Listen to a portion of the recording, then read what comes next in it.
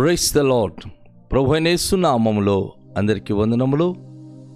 యేసయ్య మాటను ఈ కార్యక్రమాన్ని వీక్షించడానికి ప్రేమతో మిమ్మను ఆహ్వానిస్తున్నాను. ఈ దినము అపోస్తలుడైన పౌలు కొరింథీయులకు రాసిన మొదటి పత్రిక 13వ అధ్యాయము మొదటి 3 వచనాలను మనము ధ్యానించుకుందాం. మనుషుల భాషలతోనూ దేవదూతల భాషలతోనూ నేను మాట్లాడినను ప్రేమ లేనివాడనైతే మ్రోగేడు కంచును గనగనలాడు తాళమునై ఉందును.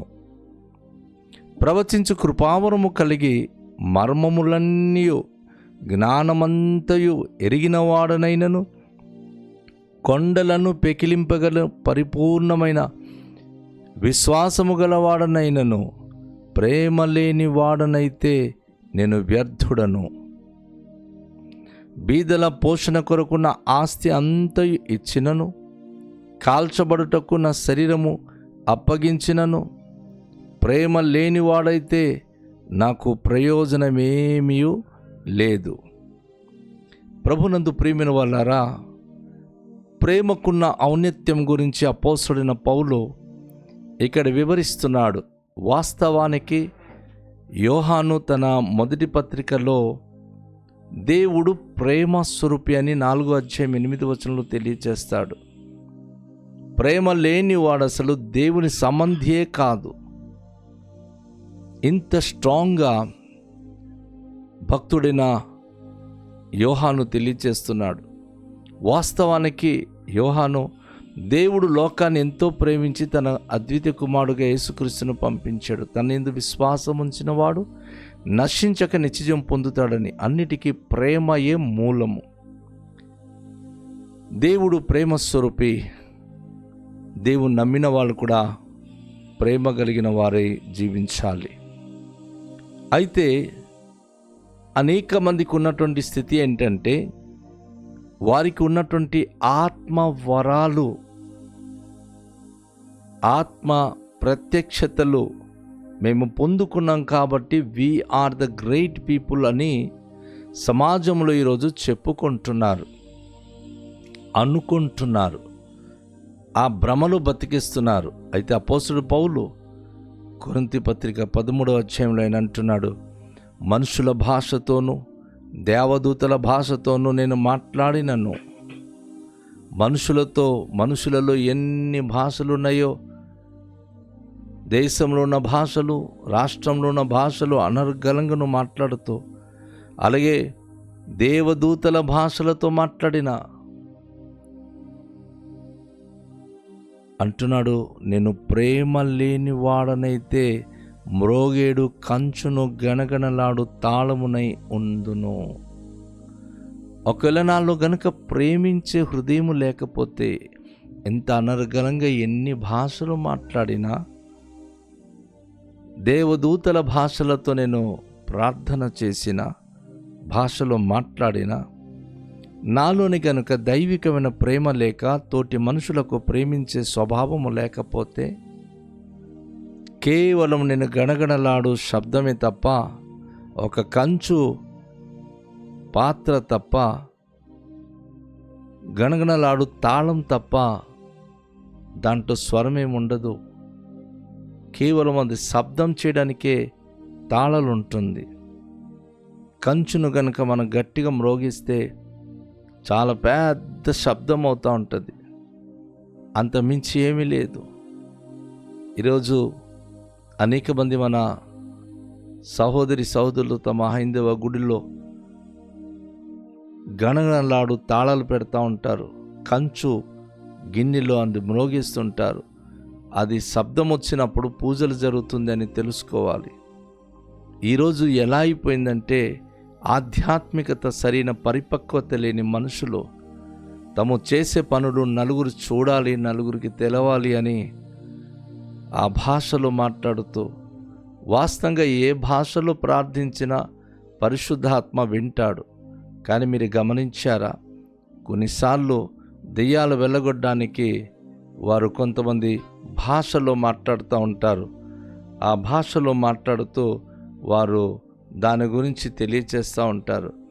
అంటే ఎంత గొప్ప సేవకుడు, భాషలో మాట్లాడితే దెయ్యాలు పోతుంది అంటే వాస్తవంగా దెయ్యాలకి భాషల అర్థం తెలుసా? ఒక క్రైస్తవుడికి తెలుసు కానీ దెయ్యాలకు తెలియదు. కానీ నేను ఆత్మ పూర్ణుడని తెలియచేయడానికి భాషలో మాట్లాడతారు. నువ్వు వేరే నీ భాషలో నేను చెప్పు, సాతానికి దూరంగా పోమని వెళ్ళిపోద్ది.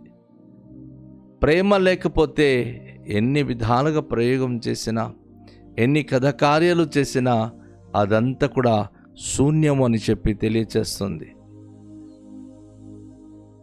ప్రవచించు కృపావరము కలిగి మర్మములను జ్ఞానమంతయు ఎరిగిన వాడని.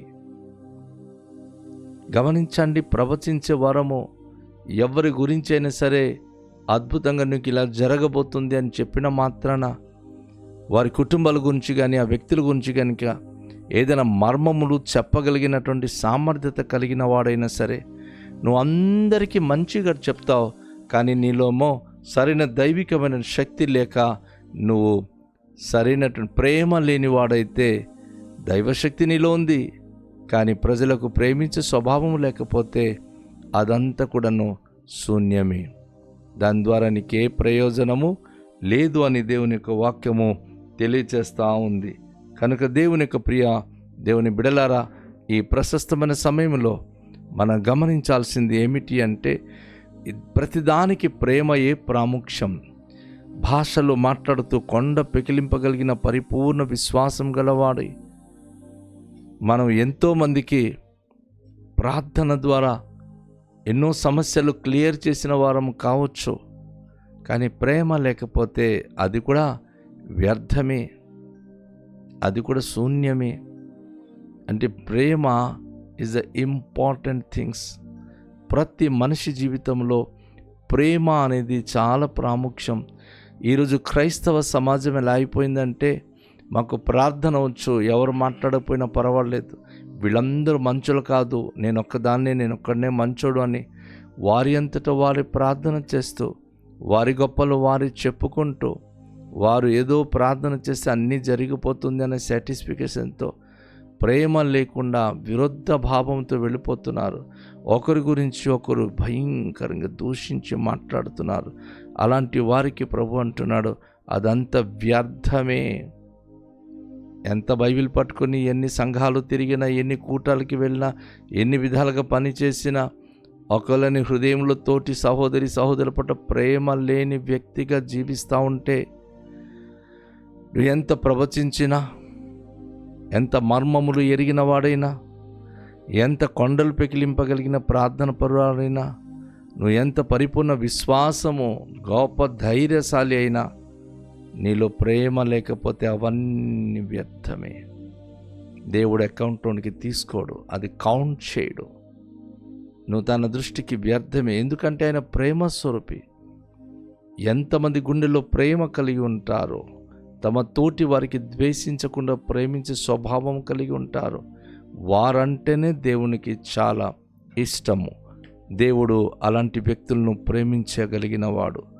మరొకటి, బీదల పోషణ కొరకు ఆస్తి అంత ఇచ్చినను, అనగా దాన ధర్మాలు చేసి, అమ్మో ఇలాంటి ధర్మం చేసిన వ్యక్తి ఎవరు లేరు, చాలా గొప్ప ధర్మం చేస్తున్నాడు, ఇలాంటి వాడే దేవునికి ఇష్టడు అంటే అపోస్తలుడు పౌలు అంటున్నాడు, బీదల పోషణ కొరకు నా ఆస్తి అంతా కూడా నేను ఇచ్చేసిన, కాల్చబడ్డానికి నా శరీరము నేను దహన కార్యానికి పంచిపెట్టిన, అది ఇచ్చేసిన. చాలామంది ఏం చేస్తారు, ఒకవేళ ఒక వ్యక్తి గొప్ప ధనవంతుడు చనిపోతే చందన కర్రలతో తీసుకెళ్ళి ఆయన కాలుస్తూ ఉంటాడు, అంటే డైరెక్ట్గా ఆయన పరలోకానికి వెళ్ళిపోతాడనియా? బైబిల్ చెప్తుంది, ప్రేమ లేనివాడైతే అసలు అది ఏమాత్రం ప్రయోజనము కాదు. ఒక వ్యక్తి హృదయంలో తోటి మనుషుల పట్ల ప్రేమ కలిగిన మనోభావం కలిగి ఉంటేనే ఆయన బీదలకు ఆస్తి ఇవ్వలేకపోయినా, కాల్చబడ్డాన్ని తన శరీరం అప్పగించకపోయినా, తను గనుక ప్రేమ కలిగిన వాడైతే ఆ మనుషుల కన్నీళ్ళు మున్నీళ్ళు, ఆ ప్రేమ గల మాటలే ఆ వ్యక్తికి దేవునికి ఎంతో ఇష్టనిగా చేయగలదు. దేవుడు గొప్పవాడు, ఆ ప్రేమ గల హృదయాన్ని చూస్తున్నాడు. బ్రతికున్నంత కాలంలో నువ్వు ఎవరికి ప్రేమించకుండా స్వార్థపరుడుగా చచ్చిపోతే నీకు దొరికేది ఏమీ లేదు. నువ్వు వ్యర్థమైన వ్యక్తివే, నిష్ప్రయోజనకుడివే. కనుక వాక్యం ఈరోజు ప్రేమకున్న ఔన్నత్యం గురించి మాట్లాడుతుంది. ప్రేమ కలిగిన వ్యక్తి తను ఎలా ఉండాలి, ప్రేమకు ఉన్నటువంటి గొప్పతనం ఏమిటి, 13వ అధ్యాయం చాలా చక్కగా వివరిస్తుంది. 13వ అధ్యాయం మొత్తంలో కూడాను క్రైస్తవ విశ్వాస జీవితానికి, ప్రేమగల జీవితానికి ఎంత ముడిపడి ఉన్నదో అది చెప్పబడుతుంది. ఈరోజు క్రైస్తవ సమాజంలో ప్రతి క్రైస్తవ బిడ్డ అసలు క్రీస్తుకు సంబంధించిన వాళ్ళంటేనే ప్రేమ కలిగిన జీవితాలు కలిగిన వారు ఉందా? క్రైస్తవ జీవితాలు ఒకరితో ఒకరు మాట్లాడకుండా, ఒకరితో ఒకరు సరైన స్నేహభావం లేకుండా, ఒకరికొకరు ద్వేషించి, ఒకరికొకరు అసహించుకొని, ఒకరికొకరు కరుచుకొని, మా ప్రార్థన దేవుడు వింటాడు, మా ప్రార్థన దేవుడు వింటాడు, ఆ సంఘంలో దేవుడు లేడు, మా సంఘంలో దేవుడు ఉన్నాడు. ఏంటండి గొడవలు, ఏంటి వివాదాలు? ఇలాంటి పరిస్థితుల్లో దేవుడు ఎవ్వరిని కూడా ఆయన ఇష్టపడడు. ప్రేమ కలిగిన వ్యక్తి, నువ్వు బీదవాడైనా, ప్రేమ కలిగిన వ్యక్తి, నువ్వు దీనుడు దరిద్రుడైనా దేవుడు నిన్ను మెచ్చుకుంటాడు. కనుక నా ప్రియ సోదరి, నా ప్రియ సహోదరుడా, ఈ వాక్యం వింటున్న నీవు ఈరోజు నుంచి అందరినీ ప్రేమించడం నేర్చుకోండి. ఎవరు ఏమనుకున్నా మనకు అనవసరం. బీదవాడితో సహితం గొప్పవాడిని అందరినీ కూడా మనం ప్రేమిద్దాం. దేవుని ప్రేమను బట్టి, క్రీస్తు ప్రేమను బట్టి ప్రేమించి అందరితో సమానత్వం కలిగి, సమాధానం కలిగి జీవించడానికి ఎప్పుడైతే మనం ఇష్టపడుతున్నామో, ఎప్పుడైతే మనం ఆ విధమైన అనుభూతితో మనం జీవిస్తున్నామో, అది దేవుడు ఎంతో ఇష్టపడతాడు. అది మనకు ప్రయోజనకరంగా ఆశీర్వదిస్తాడు. రండి, తలలోంచుకొని ప్రార్థన చేద్దాం. దయగల తండ్రి, మీకు వందనాలు. ఈ వాక్య భాగం కొరకు కృతజ్ఞతలు చెల్లిస్తున్నాం. ప్రేమ లేనివారుగా ఎన్ని విధాలుగా మేము చేసినా సరే ప్రభు, అన్ని వ్యర్థమే, నిష్ప్రయోజనమే. కనుక ప్రేమ గల హృదయం మాకు దయచేయండి. ప్రేమించే మనస్సు మాకు దయచేయండి.